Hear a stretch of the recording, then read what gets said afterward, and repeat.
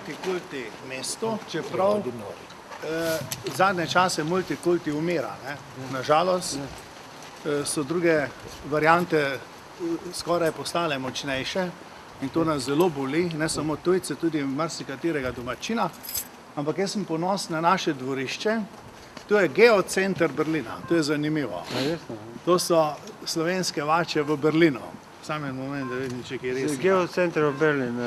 And he's very proud that actually these multicultural things are slowly dying, and this is one of the actually most active multicultural punkt. No, jaz imam 6 župnij, v Berlinu 3, oziroma 4, eno v Hamburgu, eno v Hannoveru in to je moj biro. No, pogledajte, jaz sem ponosen na to dvorišče in tudi na Nemce, da so na Nemci dovolili, da smo lahko Slovenci tule naredili svojo domovino. Jaz sem smel tule postaviti slovensko lipo in tam je nemški lipjek, lipovec po slovensko, ne? Moški, to je ženska. In jaz se hecam, da sem oba poročil in odkar sem tata dva poročil, tukaj ni problemov.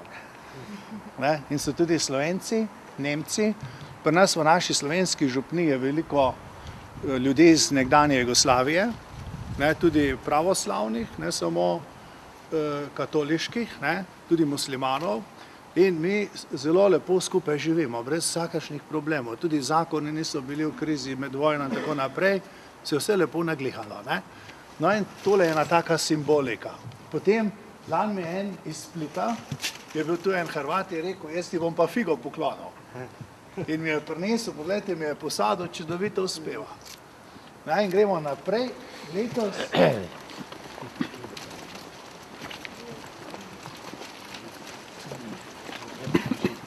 Letos smo pa posadili tukaj potomko, najstarejše trte na svetu, to je iz mariborskega Lenta. Poglejte, kako je zrasla, mi smo jo zmrzjeno dobili, ker jaz sem jo hotel posaditi za rojstni dan Svete Elizabete. Sveta Elizabeta bi bila leto stara 800 let. In ravno na ta dan sem jaz posadil njena čast, tu bo spet zgodovinski trenutek, ker je to vse, kar se tule vidite, dogaja Elizabeta. Tule je herberge Elizabeta, Cirko Elizabeta in mi se imenuje kot Gemeinde oziroma župnija Elizabeta.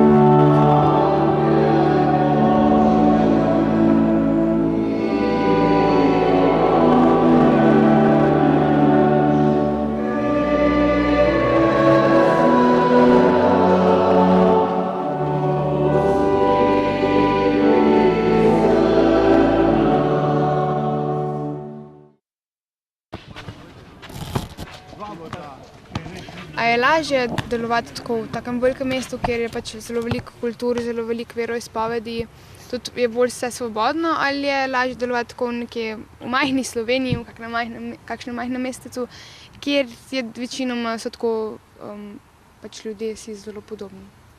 Recimo za mene je tukaj zelo lepo. Moje delo je zelo lepo, ker imam zelo dobre sodelavce, vsi ste lahko danes videli, vsi ti so tukaj z mano in ti niso samo na igrišču, so tudi sicer.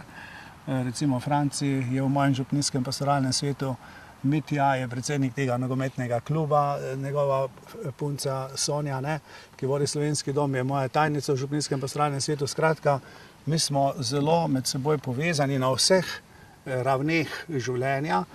In zato mogoče drugače dojemamo kot tisti, ki so samo ozko profilirani. Pri nas ne more skoraj nič presenetiti. Mi se lotimo vsakega projekta in to je velik izziv in jaz mislim, da to doma ne moreš delati.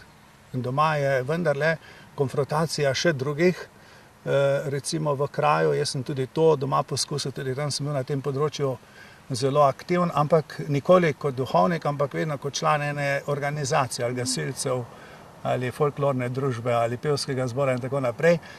Tako da tukaj je razlika. Tukaj je drug način povezovanja.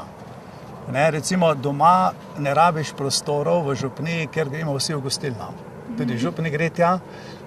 Tukaj pa rabiš prostore, ker so gostilne preveč raztrešene sem in tja in ni ene same slovenske, kjer bi se lahko dobivali. In zato je zelo dobro in pomembno, da imamo svoje prostore in tudi tako velike prostore, da lahko potem po maši še ostanemo skupaj in se tudi lotevamo drugih problemov, ne samo evharističnih.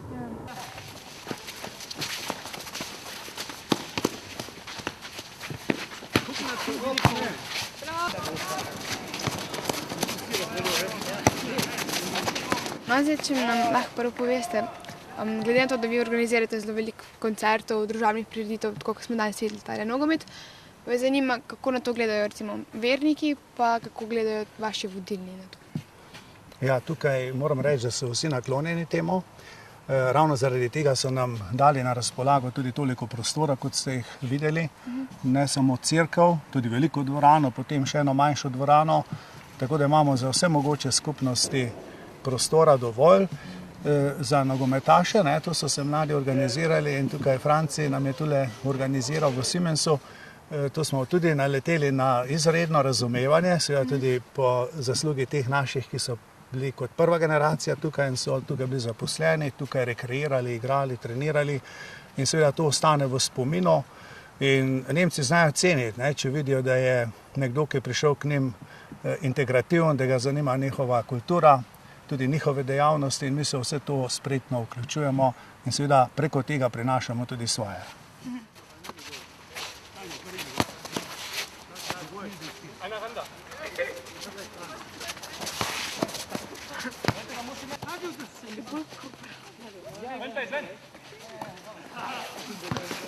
V zadnjih letih je tako recimo svoboda govora, pa svoboda povedati svoje mnenje, je tako recimo, da se je veliko poudarka na tem, ne?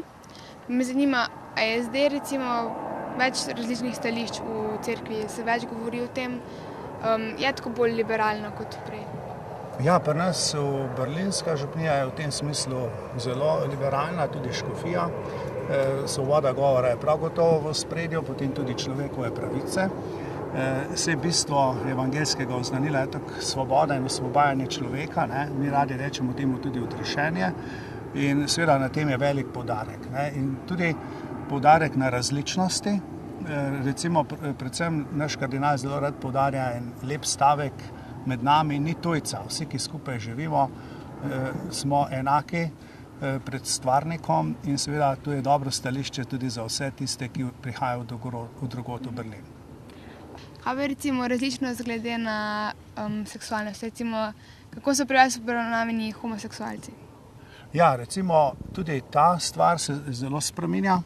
Jaz sem ravno zdaj pred kratkim imel en zelo zanimiv pogovor z mojim dekanom, ker je tudi v njegovi družini se to zgodilo, da se je njegova najljubša vnukinja poročila s kolegico in sicer v Leipzigu in ga je povabila na to poroko in je bil v veliki dilemi, kaj narediti, ali iti tja ali ne, ampak je rekel, na koncu je vendarle zmagala njegova ljubezen do tega otroka in je šel na to. In se seveda se postavljajo vprašanja, na katera si ne more odgovoriti, ampak že to je velik korak, da je on šel tja. Kaj pa tako, recimo, če bi k vam prišel en par, ki bi se hotel poročiti v cerkvi, a bi jim dovolil ali ne, bi jih poročil ali ne? Ja, pri nas je to drugače urejeno, recimo pri evangeličanih je to odločitev posameznega župnika, pri nas pa ni. Mi moramo vedno za takšne primere vprašati nadrejenega, v tem primeru škofa, in zaenkrat mislim, da mi škof ne bi dal tega dovoljenja. Kaj pa drugače, če bi vi lahko odločili, bi? Ja, jaz sem v tem smislu v veliki dilemi. Moram reči, da zadnje čase se dosti ukvarjam s temi vprašanji, ker imam tudi v naših vrstah veliko teh ljudi, recimo tudi v cerkvenih službah, so bralci, mi rečemo temu lektori in tako naprej, in zdaj ga ne moreš zaradi tega nagnati. In recimo mi toleriramo, jaz sem videl, ne samo jaz, tudi drugi duhovniki, da takšni ljudje lahko v cerkvi še naprej berejo berilo, če želijo. In jaz mislim, da je to že en korak naprej, da jih tudi občestvo ne obsoja. Recimo drugačno stališče tukaj sem prepričan pri Slovencih. Slovenci so v tem smislu še bolj konzervativni, kar je razumljivo, ker v Sloveniji je vendarle pretežno katoliški svet bil v preteklosti doma in zelo malo prepiha. V zadnjem času je tudi pri nas tega dovolj. Ampak recimo tako, da iz tega stališča Slovenci tukaj težko presojati. Moram pa reči, da so pa Slovenci kljub konzervativnosti, pozitivni konzervativnosti zelo odprti do teh vprašanj. Kakšna je to pozitivna konzervativnost? To se pravi, da konzervativnost ni vedno nekaj slabega. Če konzervativnost je predvsem latinski izraz, ki pomeni ohraniti tisto, kar je dobro. In to je pozitivna konzervativnost, če ohranjamo tisto, kar je dobro. Seveda, konzervatizem je pa nekaj drugega. To je pa tisto, da ohranjamo tisto, kar ločuje, kar pospešuje krivice in različnost in tako naprej. To pa mislim, da ne paše v cerkev.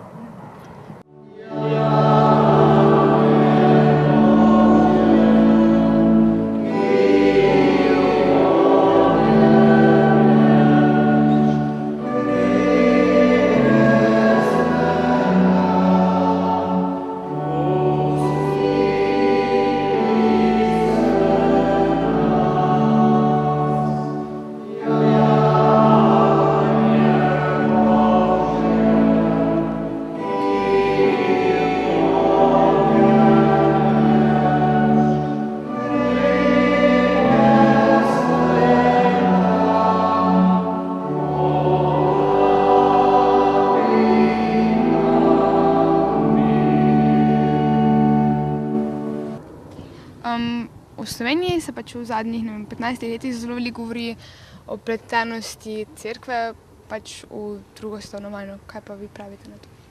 Ja, se tudi tukaj v Nemčiji. Recimo ravno zdaj v tem zadnjem času, ko je papež zdaj pred kratkim imenoval te španske, ki so bili žrtve druge svetovne vojne, in so tudi tukaj začeli, vsi tukaj škofi odkrito o tem govorijo in obsojajo tiste, ki so sodelovali z nacizmom. Recimo prejšnji papež je tukaj v Berlinu naredil velik korak in so nacisti dobesedno, novi nacisti ponoreli, ker je ravno dva, ki jih je nacizem najprej preganjal kot katoliška duhovnika, naredil za Blažena v istem času kot pri nam Slomška. To je bil velik korak. In jaz mislim, da krajevne cerkve tukaj malo drugače gledajo kot vesoljna cerkev, ker je pač razumljivo in ta vpletenost, kolaboracija je bila, to vsi priznavajo. In jaz sem tudi poslušal to okroglo mizo, tudi naš nekdanji duhovnik in sedaj profesor dr. Dolinar, to javno z dokumenti priznal in dokazal in jaz mislim, da to ni noben problem priznati, saj mi smo vendarle skupnost grešnikov, ne pa pravičnikov. Kaj pa recimo po zamenjavi sistemov, pač recimo v Sloveniji, po zamenjavi, ko smo nadomestili socializem s kapitalizmom, a se vam tako pojavljajo kakšni novi verniki, pač, ki se prej recimo niso kaj upali, recimo zaradi te svobode izražanja niso se upali pač nekako pokazati in zdaj so prišli? Jaz tega nisem opazil. Recimo, sploh tukaj zunaj pri nas ta problem ni tako pereč, ker tukaj so bili predvsem tisti, ki so prišli delati v Nemčijo. Mi Slovenci imamo tukaj zelo malo emigrantov, ki so zaradi politike zapustili deželo, ampak bolj res strokovnjaki in delavci. In seveda, tako da ta problem tukaj ni pereč med Slovenci. Drugi narodi imajo te probleme. Je to čutiti in na naši katoliški akademiji tukaj v Berlinu so skoraj vsak dan okrogle mize na te teme, tako da se tudi cerkev s temi temami spopada, se tega ne boji in jaz sem vesel, da se o tem veliko govori. Ok. Imaš še tukaj vprašanje? Dobro, najlepša hvala. Hvala lepa. Dobar zbil, to je super. Hvala lepa.